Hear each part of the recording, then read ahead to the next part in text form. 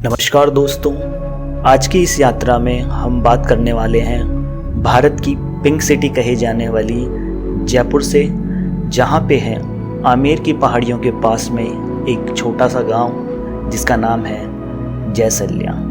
और इसी जयसल्या गांव से शुरू होती है हमारी आज की कहानी, जो संबंधित है यहाँ की लाइफलाइन कही जाने वाली द्रव्यवती नदी से।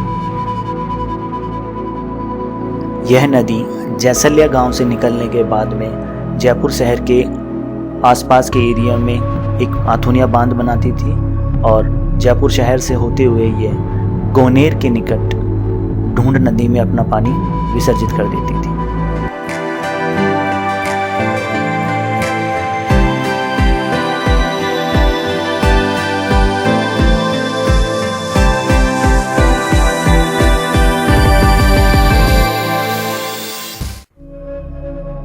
हम पहुंच चुके हैं जयसल्या गांव के बाहरी इलाके में, जो कि अरावली पर्वतमाला के आमेर की पहाड़ियों और नाहरगढ़ की पहाड़ियों के पानी के उतरने के रास्ते में स्थित है। इन्हीं पहाड़ियों से पानी उतरने के बाद में छोटे मोटे खड्डे गोचरे खलिहान बनाता हुआ अपना एक मार्ग निश्चित करता और द्रव्यवती नदी का स्वरूप यहीं से धारण करना प्रारंभ कर देता। इसी तरीके से यहाँ पे छोटे मोटे मिट्टी और पत्थर के कुछ पर्वत हैं, जहाँ से होता हुआ पानी नीचे उतरता और एक संपूर्ण नदी का निर्माण करता।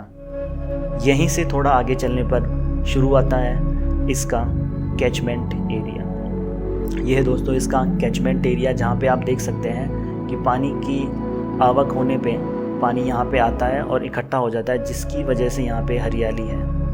और यहीं से इसका दुर्भाग्य शुरू हो जाता है यहाँ का VKI इंडस्ट्रियल एरिया। ये देखिए दोस्तों, यहीं से इसके कैचमेंट एरिया के अंदर अपशिष्ट पदार्थ और जो भी इंडस्ट्री का जो वेस्ट मटेरियल है वो यहाँ के पेटे में ला करके छोड़ा जाना प्रारंभ कर दिया जाता है, और ताकि इसका दम यहीं पे घुट जाए। इन्हीं सब के बाद में शुरू होता है यहीं पे अतिक्रमण। दिन ब दिन इस कचरे को आगे आगे सरकाया जाता है, जिससे कि यहाँ का क्षेत्रफल बढ़ाया जा सके।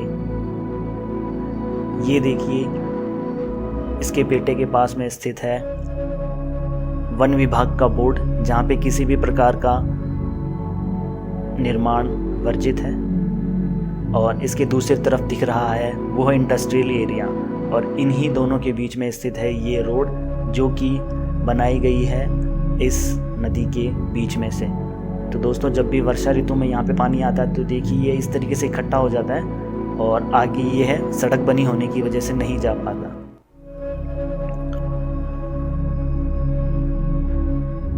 आप इस एक वीडियो के अंदर देखिए कि ये देखिए, इसमें एक तरफ पानी भरा हुआ है और बीच में सड़क है, जिसकी वजह से दूसरी तरफ पानी की आवक नहीं हो पाती और यह मार्ग सूखा रह जाता है यहीं पे। ये इससे आगे बढ़ने पर इस कैचमेंट एरिया के अंदर आप देख सकते हैं कि जब पानी की आवक होती है और उसे रास्ता नहीं मिलता तो पानी किस तरीके से अपना रास्ता बनाता है, और बड़े से बड़े पेड़ों को भी वह अपने काल के ग्रास में समाता हुआ आगे बढ़ता है। यहाँ इन बड़े बड़े खाइयों और खड्डों से आप समझ ही सकते हैं कि पानी यहाँ से किस तरीके से प्रवाहित हुआ है और मानव निर्मित निर्माणों को उसने ध्वस्त किया है।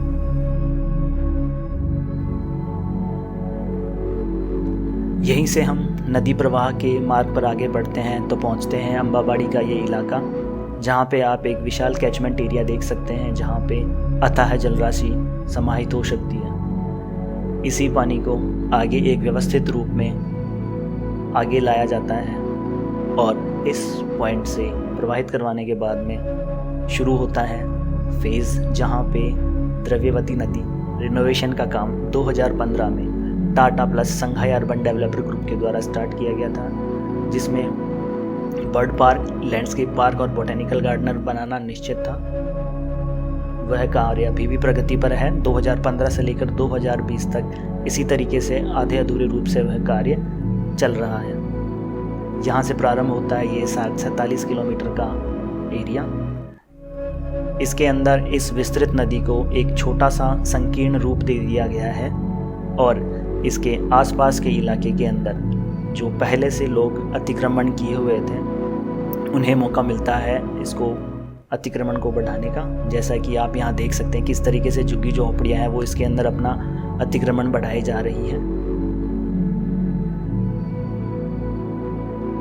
उससे थोड़ा आगे चलने पर अम्बाबड़ी का ये इलाका आता है जहाँ पे एक तरफ कीचड़ ही कीचड़ दिखता है जिसके अंदर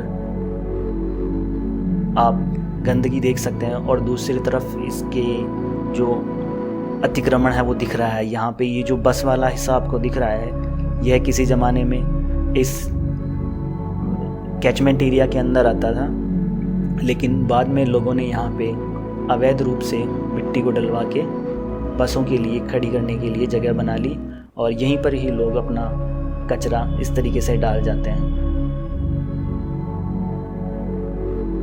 और यह पानी जब आगे जाता है तो इस तरीके का एक छोटा एनीकट बना हुआ है, सिक्कर रोड कहते हैं इसको, कालवाड़ रोड सिक्कर रोड का ये पॉइंट है। इसी के इस तरफ यहाँ पे बनी हुई है एक दरगाह है जो कि काफ़ी फेमस दरगाह है। इसी दरगाह के यहाँ से शुरू होता है गंदगियों के दिखने का नज़रिया। सूखी गंदगियाँ अब यहाँ पे आपको धीरे धीरे कीचड़ और गंदे पानी के रूप में दिखना प्रारंभ हो जाती हैं और इसी पॉइंट पे स्टार्ट होता है हमारा फर्स्ट फेज़ जहाँ पे बर्ड पार्क जो बनाया गया है वह स्थित है। यहाँ पे बर्ड पार्क है जहाँ पे सुनियोजित तरीके से बहुत ही शानदार तरीके से एक टूरिस्ट प्लेस के रूप में इसको डेवलप किया गया है, जहाँ पे शहरवासी भी आराम से आराम कर सकते हैं और सुबह शाम एंजॉय कर सकते हैं। इसी तरीके से आगे डेवलप किया गया है शिप्रापत के अंदर लैंडस्केप पार्क। ये लैंडस्केप पार्क की एक तस्वीर है।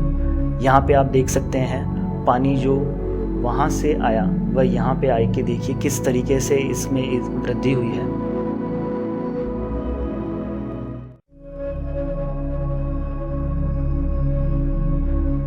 और इस नदी के आसपास का इलाका जो संकीर्ण नदी द्रव्यवती नदी जिसे रिनोवेट करके बना दिया गया, आप देख सकते हैं कि किस तरीके से यहाँ पे लोग खाना पूर्ति कर करके उस जगह को भर बिक रहे हैं। और साथ ही आप ये देखिए किस तरीके से इसमें पानी जो है, पानी ना कह के हम इसको गंदगी कहें तो ज़्यादा बेहतर होगा, ये नदी के अंदर नालों को मिक्स किया जा रहा है जिससे जो द्रव्यवती नदी है वो द्रव्यवती नाला बन रही है। इस तरीके के असंख्य नाले इसके अंदर छोड़े गए हैं।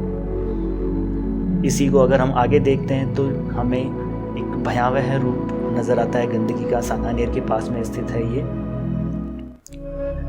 यह अभी भी वही फेज़ चल रहा है जहाँ पे हम पहले गार्डन देख रहे थे। यहाँ पे आप गंदगी को साफ साफ देख सकते हैं। देखिए किस तरीके से इसके अंदर गंदगी है। 2015 से काम स्टार्ट हो चुका है और अभी तक काम चल रहा है यहाँ पे, अभी तक पूरा नहीं हुआ है।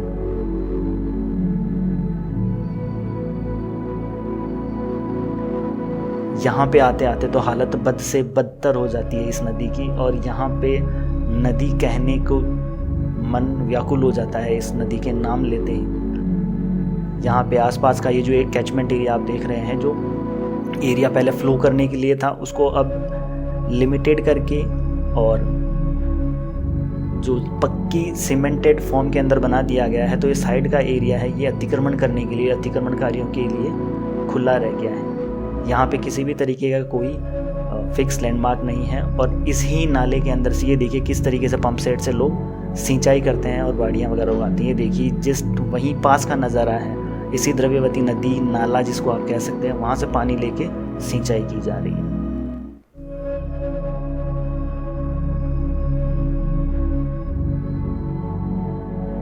तो दोस्तों, आपको आज का हमारा वीडियो कैसा लगा?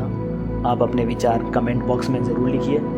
अगर आप नए हैं हमारे चैनल पे तो हमारे चैनल को सब्सक्राइब कर दीजिए और लाइक कर दीजिए ताकि हम ऐसे ही नए नए वीडियोस आपके लिए ला सकें और आपका ज्ञान का कोश उसे इजाफा कर सकें। इस वीडियो में अगर किसी भी प्रकार की कोई भूल चूक हुई है तो उसके लिए क्षमा करें।